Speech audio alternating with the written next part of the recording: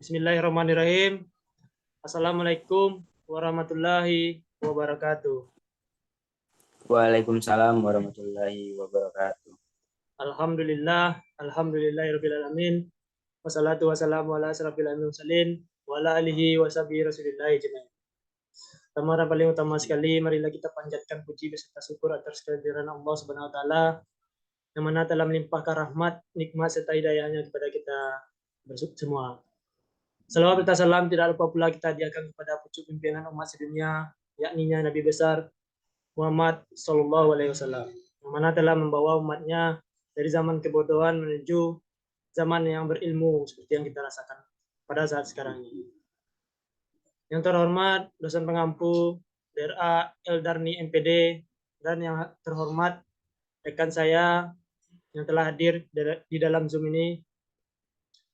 Baiklah, kami akan menyampaikan materi mengenai kurikulum Merdeka sebagai solusi mengatasi krisis belajar.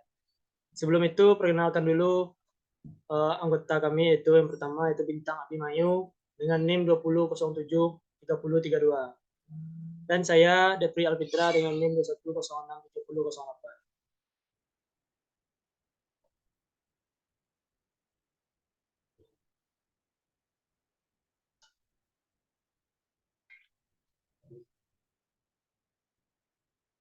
Bagaimana kualitas hasil belajar di Indonesia? Hasil survei dan penelitian menunjukkan bahwa sebagai indikator berhasil pendidikan Indonesia, terutama kualitas hasil belajar siswa, belum menampakkan hasil yang menggembirakan. Sebagai pengukuran menunjukkan tidak terjadi peningkatan kualitas pembelajaran yang signifikan.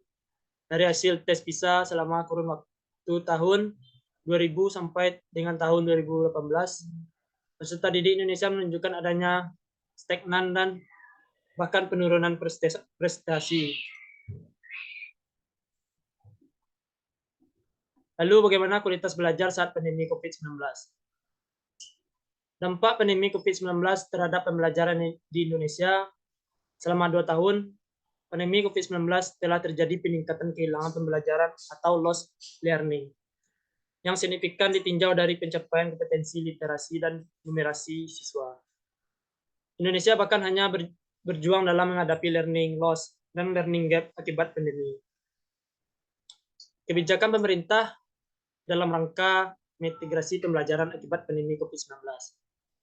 Kebijakan ini dituangkan dalam keputusan Menteri Pendidikan dan Kebudayaan nomor 719 P/2020, memberikan keleluasaan kepada satuan pendidikan untuk mengimplementasikan kurikulum 2013 secara penuh, menggunakan kurikulum darurat yang merupakan penyederhanaan dari kurikulum 13 yang dikembangkan oleh pemerintah atau satuan pendidikan melalui penyederhanaan kurikulum 13 secara mandiri. Untuk materi selanjutnya akan disampaikan oleh rekan saya, yaitu Bintang Abimanyu. Kepada Bintang Abimanyu, dipersilakan. Oke, baik. Terima kasih moderator telah memberi saya kesempatan untuk melanjutkan penyampaian materi dari kelompok kita. Materi selanjutnya itu, apakah itu kurikulum darurat? Kurikulum darurat atau dalam kondisi khusus, ini pada intinya merupakan penyederhanaan dari kurikulum nasional. Pada kurikulum darurat, dilakukan pengurangan kompetensi dasar untuk setiap mata pelajaran sehingga guru dan mahasiswa dan siswa dapat berfokus pada kompetensi esensial dan kompetensi prasyarat untuk kelanjutan pembelajaran di tingkat selanjutnya. Penggunaan kurikulum darurat secara signifikan juga mampu mengurangi indikasi learning loss selama pandemi, baik untuk capaian literasi maupun numerasi yang bersumber dari Kemendikbud 2021.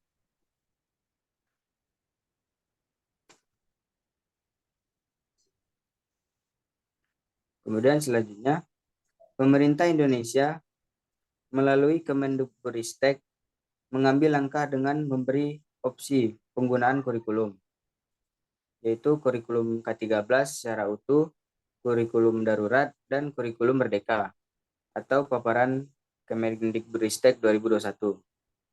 Oleh karena itu, untuk menjawab beberapa tantangan di atas, diperlukan kurikulum yang yaitu yang pertama, kurikulum yang sederhana, mudah dipahami dan diimplementasikan. Kemudian yang kedua, fokus pada kompetensi dan karakteristik semua peserta didik. Kemudian yang ketiga, fleksibel dan selaras. Yang keempat, bergotong royong. Dan yang kelima, memperhatikan hasil kajian dan umpan balik atau kajian akademik pemulihan pembelajaran. Nah, bagaimana cara mengatasi krisis belajar? Melalui Menteri Pendidikan, Kebudayaan, Riset, dan Teknologi atau Mendikbudristek, Nadiem Anwar Makarim, untuk mengatasi krisis belajar, pemerintah telah meluncurkan Merdeka Belajar, yaitu kurikulum Merdeka dan platform Merdeka Mengajar.